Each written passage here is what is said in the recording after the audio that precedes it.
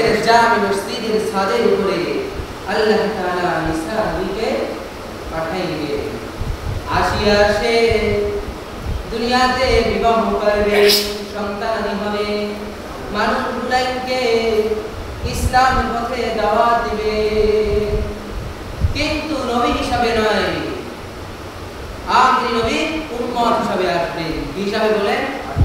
আখিরি নবী উম্মত হিসাবে আসবেন।